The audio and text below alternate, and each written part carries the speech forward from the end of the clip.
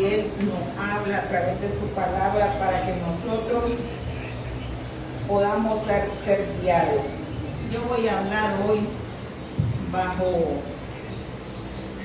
una promesa y una palabra que el Señor ha dejado para nosotros. Voy a hablar sobre el conflicto que hay entre la obediencia y la desobediencia. Amén. Y voy a hablar sobre las consecuencias de la desobediencia. Y voy a decir, voy a leer un texto en referencia a la fidelidad de Cristo. Amén. Voy a leerlo en el libro de San Juan, capítulo 14, libro 20, 14, 20 y 21, en el nombre de nuestro Señor Jesucristo. En aquel día vosotros conoceréis que yo estoy en mí, en mi Padre, y vosotros en mí, y yo en vosotros. Y el que tiene mis mandamientos y los guarda, ese es el que me ama. Y el que me ama será amado por mi Padre, y yo le amaré y me manifestaré a él. Como les decía, hermanos, siéntense por favor. Nosotros, el ser humano como tal, ha venido sorteando un enemigo gratuito, podríamos decir, porque recordemos que el ser que entre nosotros y lo malo hay una pugna. El Señor, cuando formó a Adán y a Eva en el jardín del Edén en el día séptimo, lo hizo perfecto, dice la palabra. Quiere decir que Adán, cuando fue formado en la perfección de Dios, sin manchas, sin arrugas, sin obstáculos.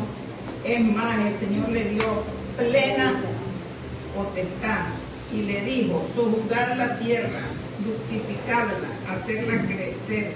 Y le dijo: gobierna sobre las aves que hay en los cielos, gobierna sobre los animales que hay que caminan sobre la tierra, domina los peces del mar, y que todos sean para vuestro beneficio. Esa es la autoridad que el Señor le delegó a Adán y a Eva. Eso lo pueden hallar en el libro de los en el libro del Génesis, capítulo 2.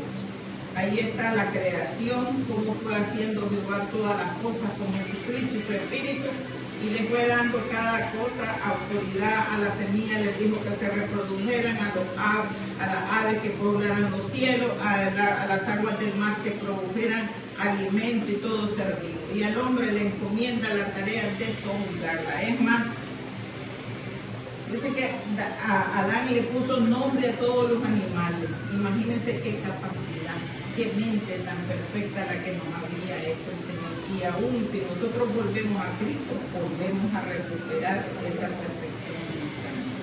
Amén. Amén. Amén. Pero ¿qué es lo que sucede? Dice en el libro de los Salmos, creo que el capítulo 22, que lo hiciste un poco menos que los ángeles. El Señor hizo miriadas de ángeles. Y como les decía la vez pasada, hay ángeles que todavía no conocen a Dios.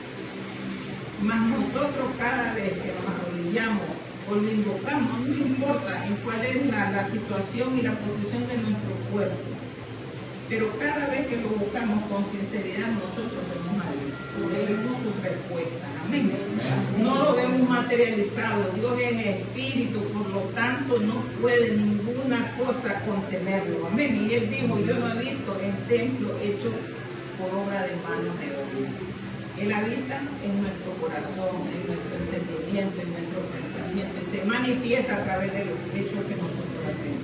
Sabemos que los hijos de desobediencia no tienen nada de Dios. Sin embargo, el Señor da la oportunidad de arrepentirnos. Muchos de nosotros venimos de un arrepentimiento sincero. Yo en la próxima semana voy a cumplir 27 años, me parece mentira cuando miro para atrás y miro hace 27 años. ya me hubieran muerto, ya me hubieran pasado muchas cosas, pero Dios en su infinita misericordia extendió su mano y me sacó ¿de dónde? De donde estaba, ¿verdad? Del lodo cenagoso, del pozo de la desesperación, y puso mis pies sobre la roca que es Jesucristo. Entonces, el primer desobediente fue Adán. ¿Y fue Adán desobediente por su propia naturaleza? No. El enemigo usó el espíritu de engaño y de mentira. Yo siempre que lo enseño y lo predico y lo converso, digo, la primera arma que el enemigo usa en nuestra contra es el engaño, es deformar una realidad, deformar una verdad. Porque la culebra nunca iba a hablar. Y vino ella y engañó a la mujer. Y le empezó a hablar, le empezó a decir. Quiere decir que nosotros nos tenemos que cuidar los oídos, hermanos, porque el enemigo va a usar nuestros sentidos naturales para engañarnos, para seducirnos. Porque la mujer, Eva, creyó que la serpiente hablaba y le creyó a las palabras que ella dijo, y luego se fue a seguir engañando cuando dice que vio los frutos eran de buen aspecto. Y después dice, se los comió, la engañó con el paladar. Y una vez que hubo comido, dice que se lo dio a su marido. Y el hombre, creyendo en su mujer, no la cuestionó, porque como ellos tenían acceso a todo el jardín del Edén, nunca le pareció a Adán que eso era producto de un engaño. Y ahí viene, dice la palabra, que una vez que comieron el fruto, se le abrieron los sentidos en otro sistema y se dieron cuenta que estaban desnudos y se escondieron. Porque cuando nosotros pecamos delante de Dios, nos sentimos desnudos, sucios, pecaminosos y nos queremos esconder. Y en el capítulo 3 de Génesis, dice que Jehová se paseaba por el jardín del Edén, caminaba. Jehová tenía comunicación directa con Adán, y cuando no lo haya, lo llama y le dice, ¿dónde estás tú? Y la pregunta que hoy nos hace el Señor, ¿dónde estamos? La respuesta que le da Adán al Señor le dice, es que te oí llegar y me escondí, porque estoy desnudo. Y le dice, igual, ¿quién te dijo que estabas desnudo? Porque en la santidad de Jehová nosotros podemos estar desnudos espiritualmente y no tenemos nada de qué avergonzarnos. Esta es la causa de una desobediencia, el engaño.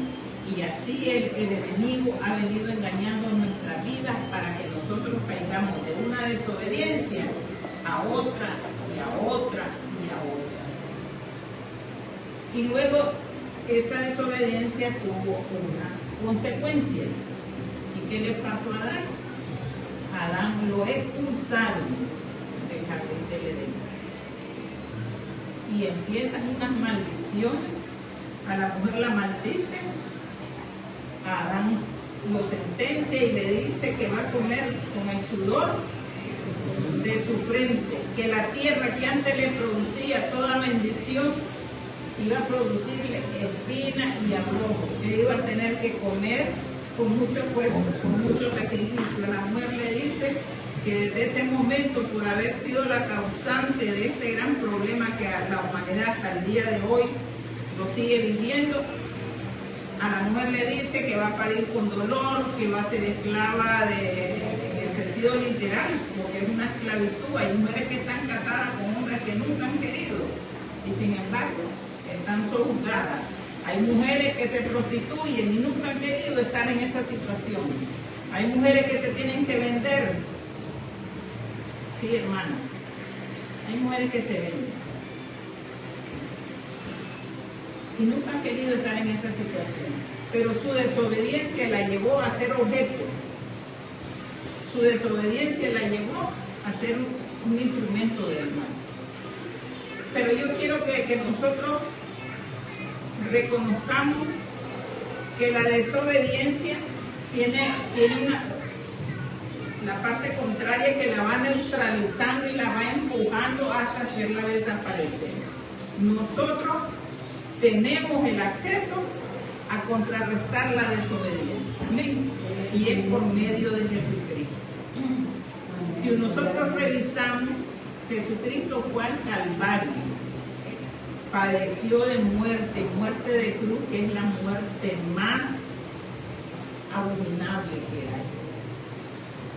Yo no sé, pero esas son cosas que el enemigo mismo ha hecho, de usar un símbolo de muerte como